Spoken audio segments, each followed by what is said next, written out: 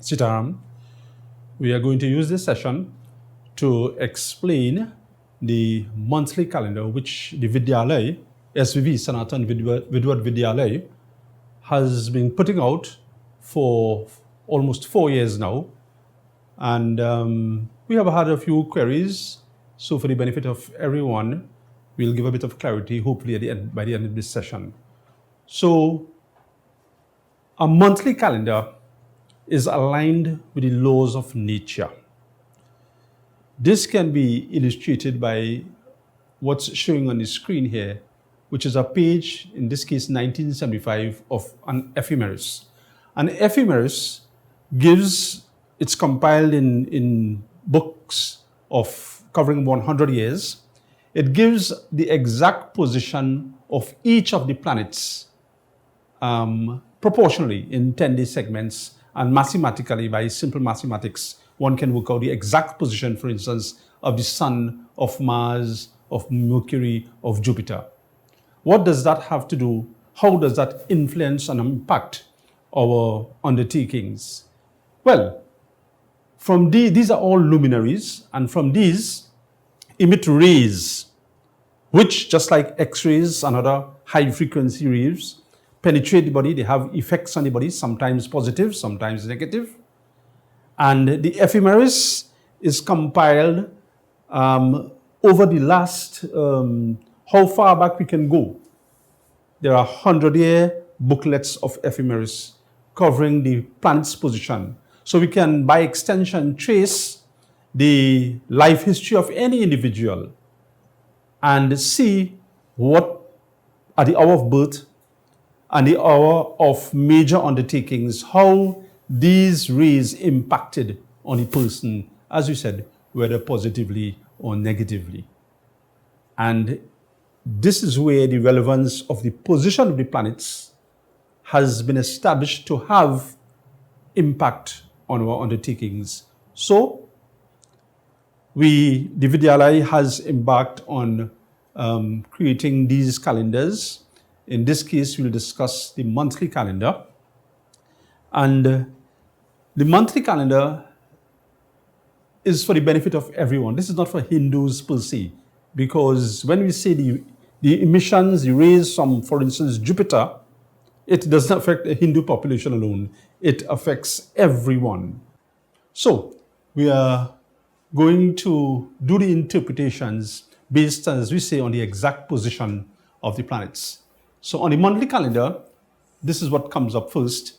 These are fairly straightforward. When is Ekadasi, when is full moon, when is new moon. There are good days calculated, and good days being, it's more like a safety net, because each of these days stated here does not necessarily become beneficial for everyone across the board, but it's a good safety net. And one needs to get in contact with their pundit, with their Jyotishi, to fine-tune the dates, to see which of these really is more suitable for whatever undertaking the individual wants to embark upon. So that could be tailored to suit, but this is a good safety net. So as we go down, we come to the first major point of interest, first post. When we are going to do repairs, when we are going to erect new buildings, research from the data sheet of the ephemeris tells us the type or the positions we should look at in the planets to see, from centuries of experiments and observations, which are the most beneficial, what times are the most beneficial. So when one is going to embark on repairs and so forth, the dates are given here. The times given will indicate when the actual act has to start, whether it's a repair, just a removal of a galvanized, a breaking down, the start of a breaking down of a wall for repairs, if it's an old building, if it's a new building, and we are making additions without the use of a first post, we have the times will be indicative of when we should start. In the case of new buildings to be erected, the post, we give a direction usually which direction the post should be dug, or the act of beginning the digging of the post should start. Sometimes it may not be practical and feasible to finish digging that first hole within the time frame given. No problem, once the start takes place at the optimum time. So we go further and we come to Griha Pravesh, when we are going to enter new buildings. One is moving into a new home, a new apartment, a new office. Any such undertaking, these dates will cover when one should do it. Mind you, just a gentle reminder, once the start of it takes place within that period of time, that's the essential thing. Now, in a Griha Pravesh, it is always good to put the God of one's liking and understanding in first. Because if we were just to quickly retrace our steps, the position of the planets and the wavelengths that emitted from them are for the population across the board, Earth's population. So we may have Christians, we may have Hindus, we may have those of Islamic faith, whichever God of your liking and understanding. The universal laws of nature, based on the planets and their positions and the rays they emit, says that these are the most appropriate times to make a move into a new building.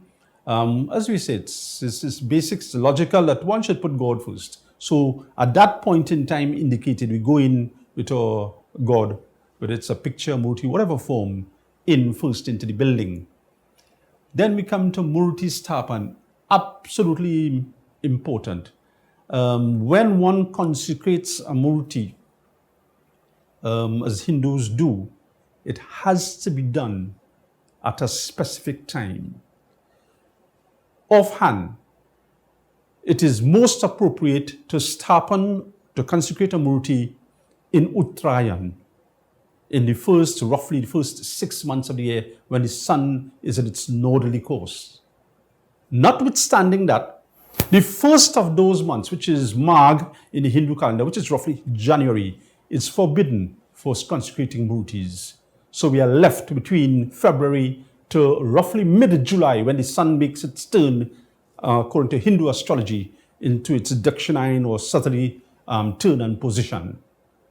So consecrating murtis beyond the mid-July roughly, it's against prudent thinking.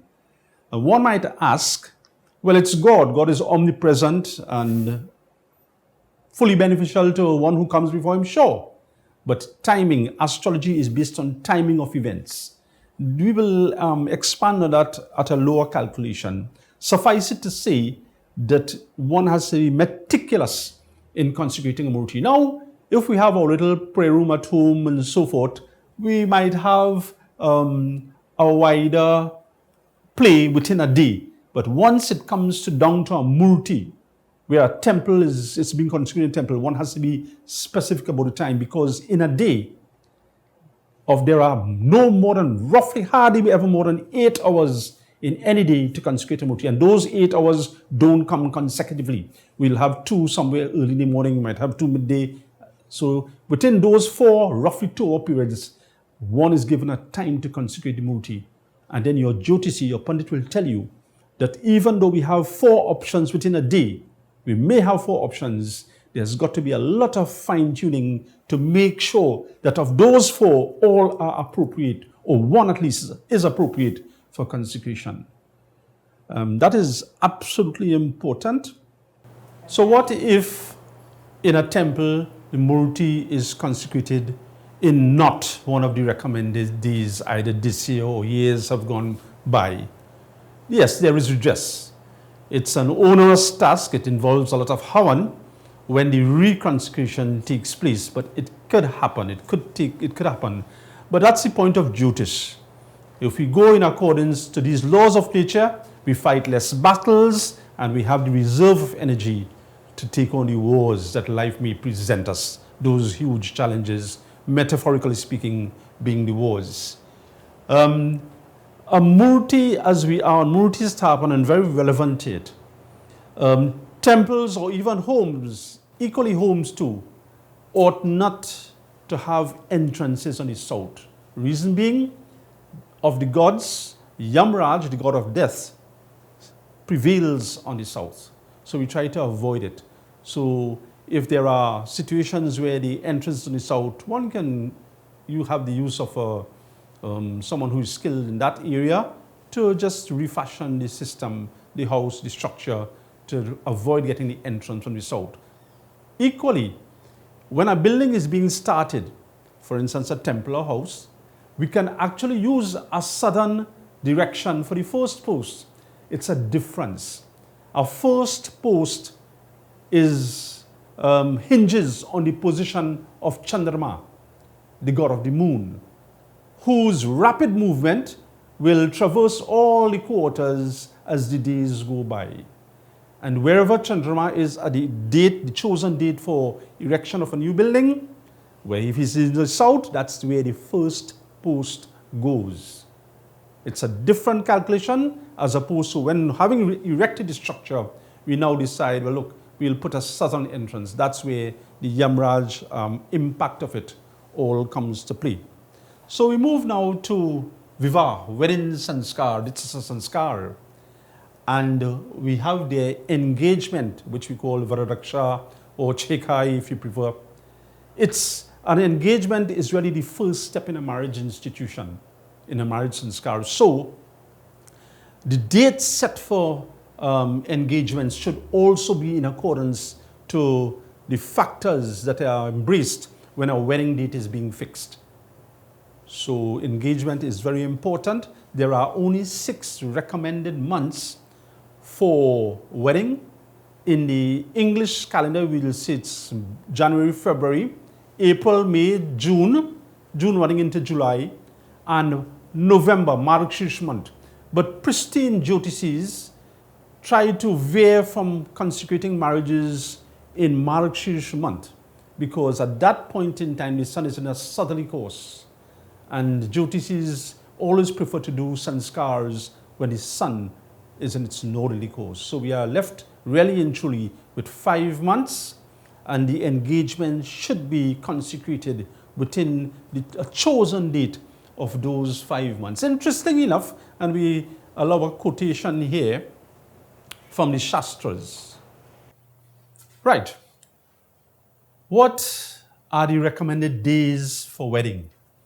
This is the Shastra's quotation, and I point you, I go to the last line and I'll explain. Gandantam Krudavarascha. So we point that. We come here, this is Sanskrit, this is Hindi, then I'll go to English. Krudavar, undesirable days for a wedding ceremony, says the Shastras. Ravivar, Sunday. Mangalvar, Tuesday. Shanivar, Saturday. These are not in accordance and conformity. Consecrating marriages on a Sunday, Saturday, and Tuesday are not in conformity with the basic tenets of Sanatan Dharma.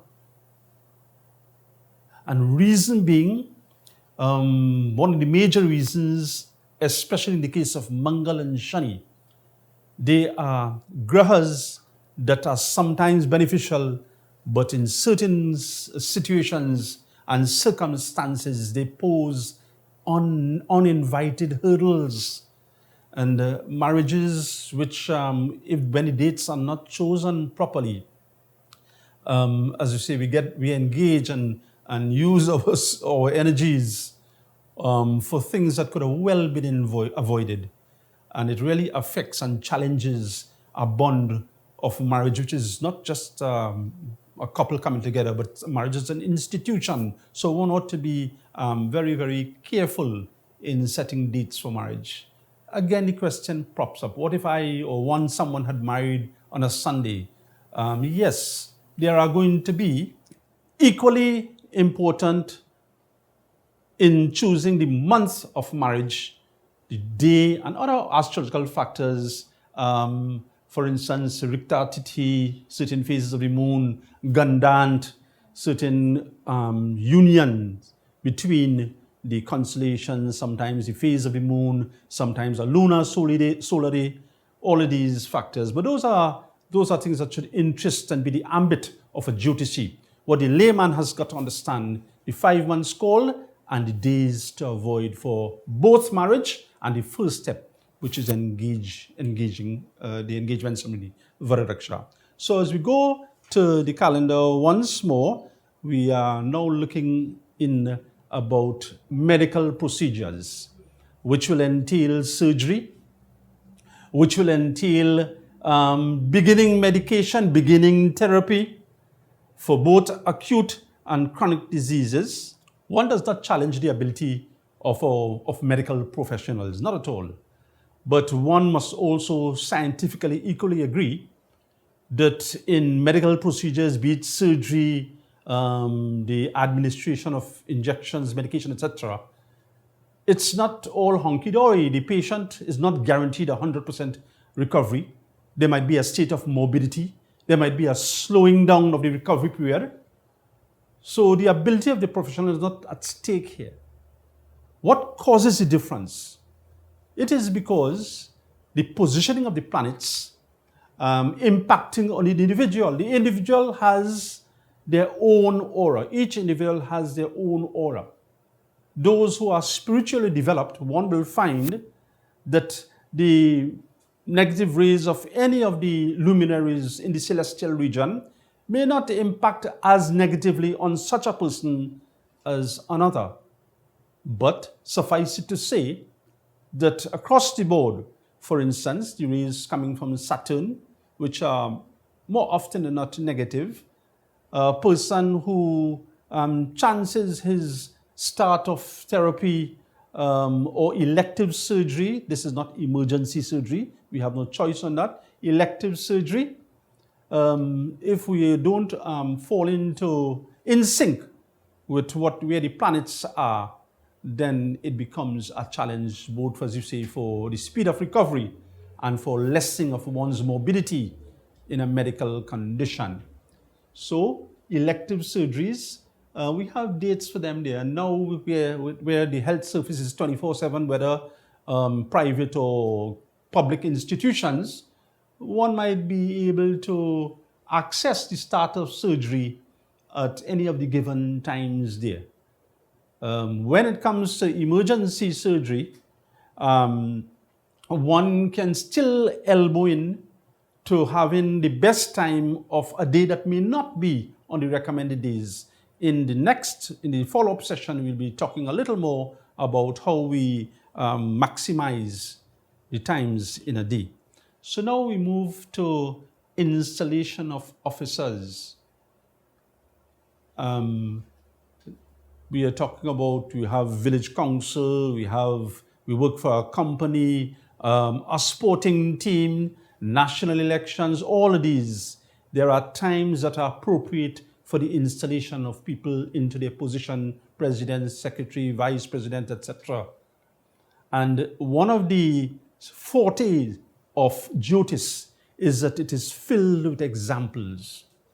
So there are many, many publications. One that comes to mind is Notable Horoscopes, where the lives of politicians, sportsmen, people in other fields of academic and other endeavors are examined, are scrutinized.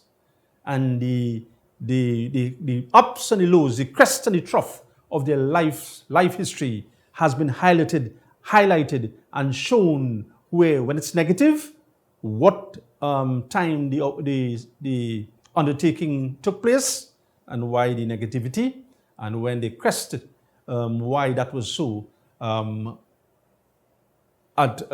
in sync with the position of the celestials and the luminaries. So installation of officers is critical. One may be well-intentioned, and their good intentions, everything put in place, structure is there, and waiting to be opened, and it does not happen. It does not gel. It stalls. And one asks why. It was a good intention. Nice, good work was done. Why is it not happening? All one has to do, the GTT'S will check back and see that ingredient, which is the chosen time and times for installation of officers, for people who man projects and so forth. When that decision comes, these are the times that such decisions ought to be made.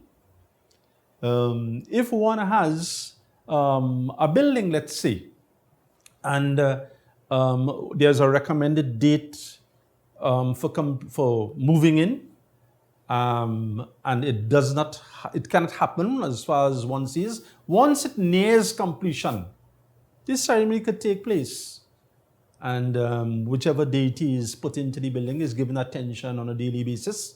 If it's even in the case of Hindus, a flower being offered at the Murti until completion is there and everything goes on as normal. Panchak, very interesting. There's a lot of questions and fear of Panchak. Panchak essentially involves 5 constellations. There are 27 constellations which go in rotation. So we start with Ashwini, go right down to Revati 27. When Revati finishes, we come back to Ashwini, so it's in cycle. And they pervade the skies over and over again.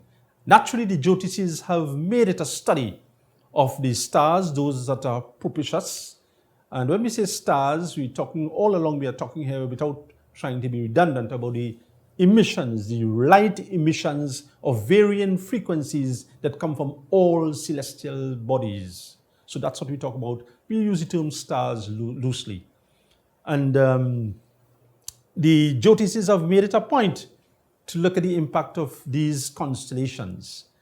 And Panchak, that's the last 5, from Dhanishta to Revati, it has been found that there are certain deterrents which one should pay attention to when Panchak exists. So again, we quote the Shastras. What should be avoided in Panchak? So we go to the last line. Preta-daham, to burn a corpse in Panchak ought to be avoided. Reason being, the Shastras went on to explain that soul wanders. One can do Shrad, Bhandara, etc. But when that body is cremated in Panchak, that soul, it takes a lot to retrieve such a wandering soul.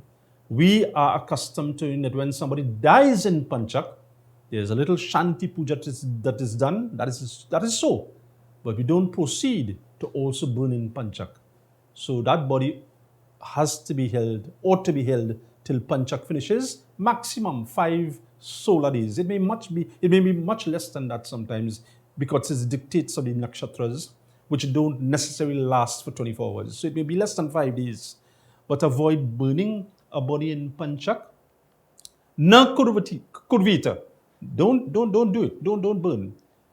Trinakashtari, like one is clearing land and cutting down trees for hopefully a beneficial purpose, and clearing land and so forth. I'll avoid such undertakings during Panchak.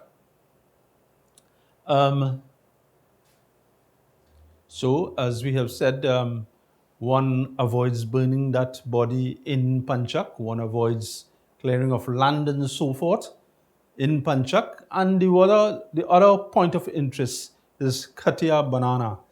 One might be looking to shift around the bed in a bedroom. Avoid doing that within those 5 days. And roofs, erecting roofs. Don't start it. One ought not start it in Panchak. So those are the 4 major things that ought to be avoided in Panchak.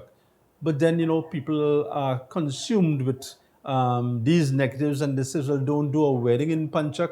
Not true. Some of the nakshatras appropriate for wedding are found in Panchak. So Panchak has its specific purpose, yet those 5 constellations of Panchak are very healthy for use in other undertakings.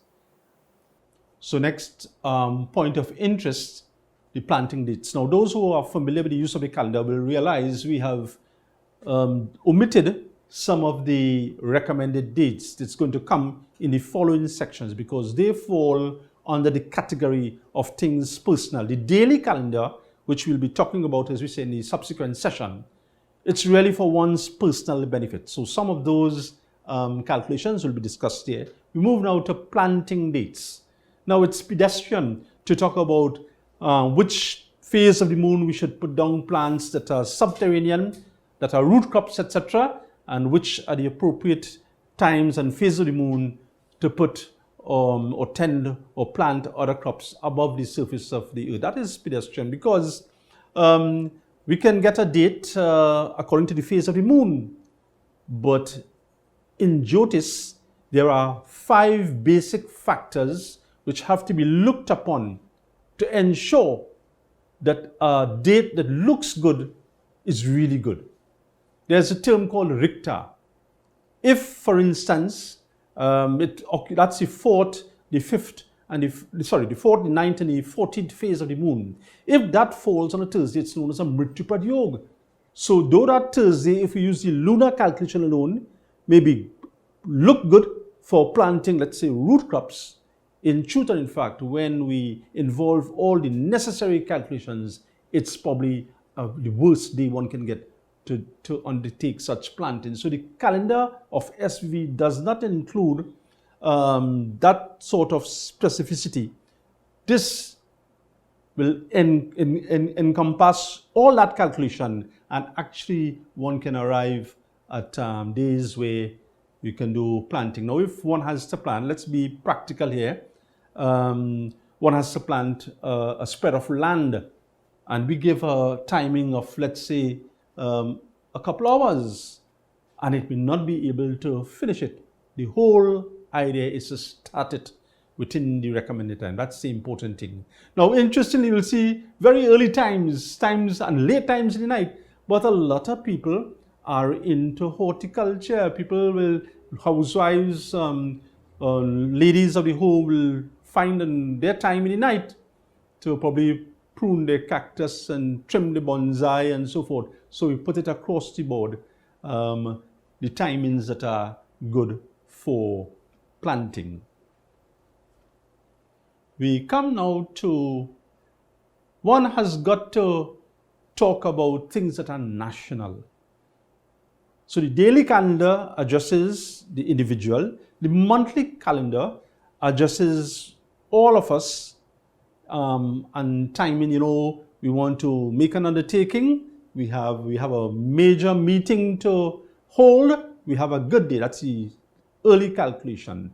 We have to start a project. We have days here, but also nationally, the things that are of our national interest now, as we are all aware, is the crime situation. There are times, as we have said, how much can we drum it up? There are times with the best of intentions, the best of plans, flawless plans, but it does not come to fruition because the chosen time to implement was not in accordance with the laws of nature. Jyotish is the laws, encompass the laws of nature, as opposed to astrology, which is merely the study of the stars.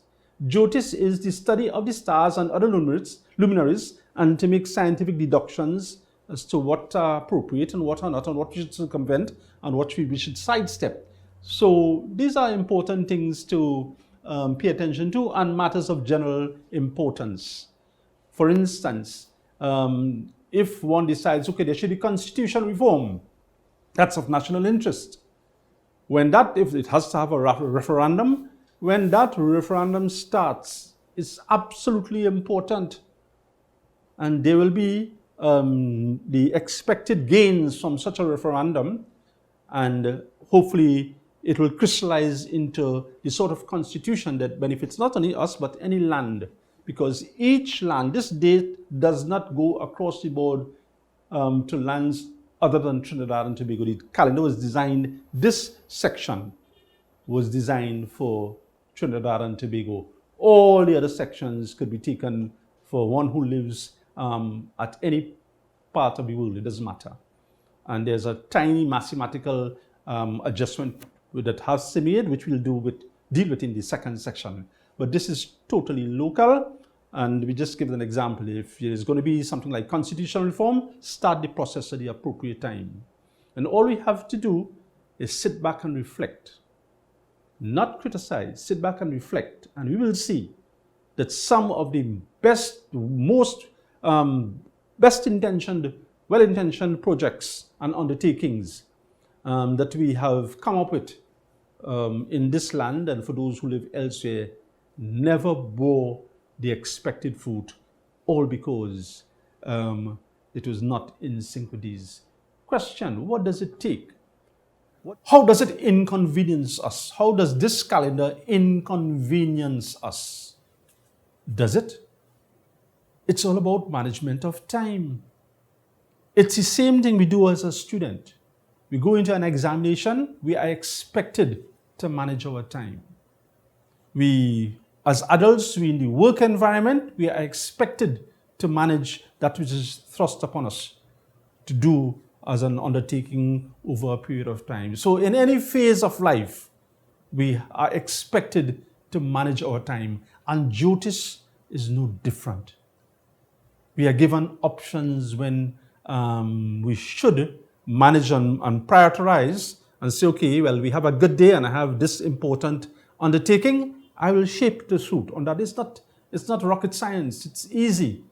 So there should be no fear and consider it a burden to implement this in one's life. It's just simply about managing one's time, and it's not all cast in stone, because there are things we might be going about a project and there's some little challenge or hurdle, and the other session when we do the daily calendars will show one how to manage that. Now we have things like smartphones. Most of the users of SVV calendars have their smartphones, so they don't have to rush home. Just flick it up and it's there. So an emergency comes, they know how they can handle these hurdles and obstacles as the case may be. All in all, just to crystallize and get the best of their concerted and well thought of efforts. So I thank you, and we'll be proceeding into the second session, which deals with the daily calendar and which complements what we have just said there.